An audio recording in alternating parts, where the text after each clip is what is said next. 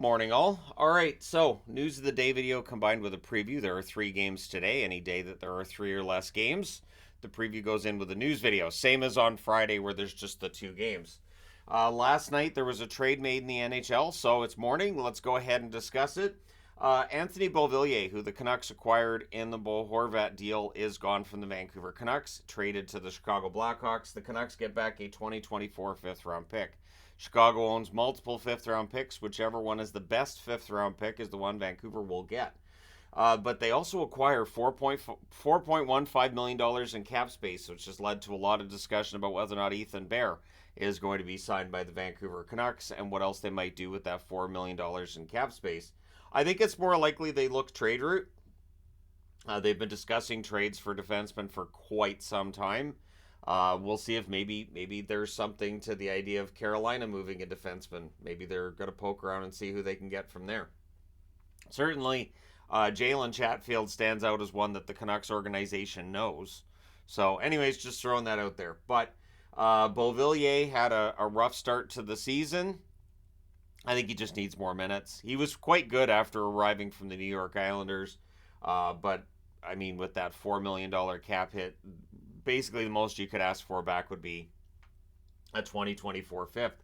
And again, for Chicago, Beauvillier will be able to produce for them along a similar line to what Corey Perry was doing for them. So, yeah, I think it's a good trade for both teams. Thumbs up for me. All right, so we have 3 games tonight in the National Hockey League. 2 early ones, 1 late one. So, what I'm going to do, we got 3 hours between the start time of this game and this game. I can review these 2 games early tonight. 7 o'clock Eastern, 4 o'clock Pacific start between Montreal and Columbus. The Montreal Canadiens 9-10-2 overall. They're 4-6 in their last 10. Columbus seems to have figured something out in the recent weeks here. 7-12-4 is their record. They're 3-6-1 in their last 10. But yeah, they've been playing well. Their last, I would say, half dozen games, they've been playing pretty well. This is the second of 3 meetings. October 26th, Montreal won 4-3. The third and final meeting will be March the 12th. So should be interesting to see how this one goes tonight.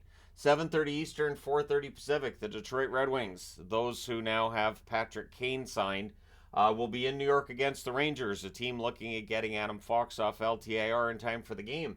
So this is kind of a fun one here. Detroit's 11-6-3 overall. They're 5-3-2 over their last 10. The Rangers 15-4-1.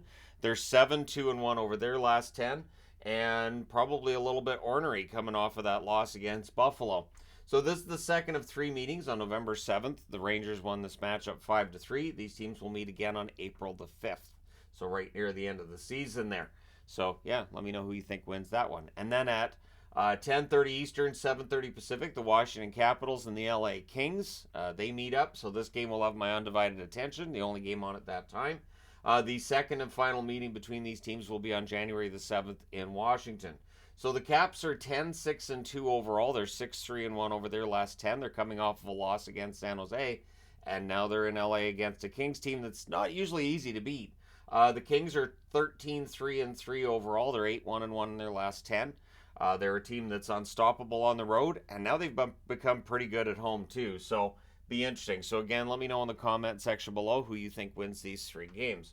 And again, for people who are like, oh, all these gamblers on the channel, no, we actually, at the end of the year, whoever wins the most in their predictions gets a hoodie from the channel. So anyways, moving on to some more news of the day. So yesterday, Kyle Davidson had his press conference, and we know they're not going to give us a lot of details, and they may be in a position where legally they really shouldn't. So when you fired when you fired an employee, which is essentially what's happened here with Corey Perry, and it's a workplace incident, and apparently the NHLPA was aware of this coming through too.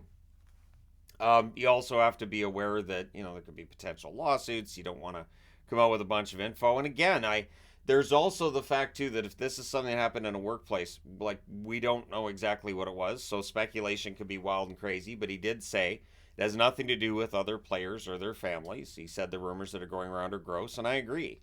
And the whole idea of, well, we're just we're going after Chicago because we don't like Chicago. Well, fine, but Connor Bedard's 18 years of age, and he wasn't a part of any of the stuff people hate Chicago for, and it's not something that hurts the organization. It really isn't. So it's more of an annoyance than anything. Like Davidson was upset yesterday when he gave his press conference, but odds are it's because he knows what really happened and really isn't saying anything right now. And the players still don't know what happened, which is how you know that the rumor that's out there it's bunk because players would know. Players find out that kind of stuff. That's definitely the kind of stuff that they would talk about and that everybody would know about. So we may not know for a while, and we don't have to. The funny thing is, the Blackhawks are under absolutely zero pressure to actually tell us what happened here. They don't have to tell us anything. You just say, yeah, he's gone, and leave it at that. And at this point, that's what they're doing. Maybe that changes in the near future, but they don't have to tell us anything. And I don't think that a lot of the reporters around the team know what happened either. I think they just know that the rumor that's been out there is bunk. And so that's where that's at. Um, and it again, if a nasty rumor is out there, it's not on you to dispel that rumor. It's on somebody else to prove that there's some fact behind it. So that's the reality of how that works. But anyways, it's still kind of this nebulous thing, and we don't know what happened.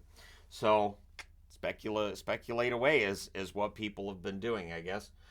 Jim Montgomery, and I was very happy to hear this from him today, so I figured I'd throw this on the board too.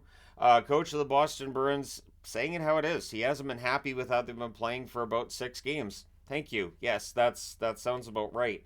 And saying they're too easy to play against. Yep. What's been driving me insane is that the Bruins have been just giving up offensive zone time. Like they just back off, let the other team come in, and they give the other team way too much space. Which the way that the Bruins are going to win games this year is tight checking, clogging up the neutral zone, preventing zone entries, getting those zone exits clean. Their passing has to be crisp. None of these things have been happening for the last couple of weeks for Boston. So he basically, says that checking is a big part of it. And checking isn't just, throwing the body up against the boards. It is just, keep guys to the outside, keep them away from the net. And it's not about, the goaltenders being overrated or anything either. It's just you want to protect your goalies too. You want to protect the net. You don't want them facing 30 to 35 really good shots every night. You want them to face maybe 30 shots. Half of them are from the perimeter. Some of them might be all right, but you want to keep those prime shots to a minimum. And Boston's just been letting teams walk in on them.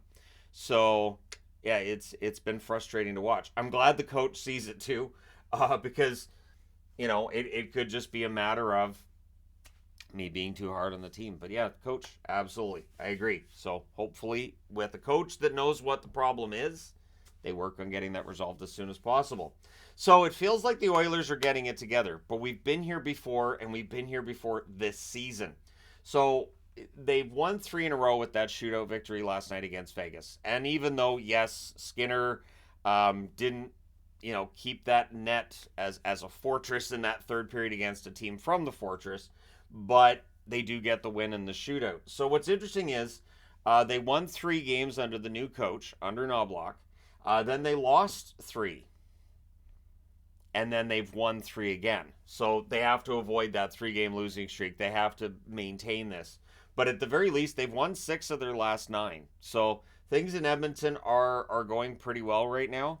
It's a gradual climb because of how far below 500 they were when this climb started. But it does feel like they've started figuring things out. And it honestly comes back to 97. McDavid has looked like McDavid for the last couple of weeks. It makes a huge difference.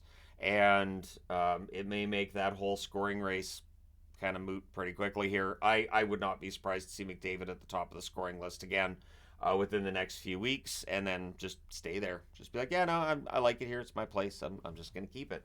But anyways, we'll see if the Oilers can maintain that. Both Alberta teams trying to dig their way out of what was a pretty big mess for themselves early in the season. Winning divisional games goes a long way towards helping yourself with that. Problem being, of course, if you win in a shootout, you've let the Vegas Golden Knights get a point as well. But at the very least, Edmonton seems to be getting it together. But if you're an Oilers fan, are you optimistic about where they're going? Not really about where they are right now. Do you believe that they can keep this up and maybe get themselves into a playoff spot? Let me know your thoughts in the comment section below. As always, don't forget to hit like and subscribe if you've not done so already. And hey, Thank you guys so much for watching, for all your support. I will talk to you again soon.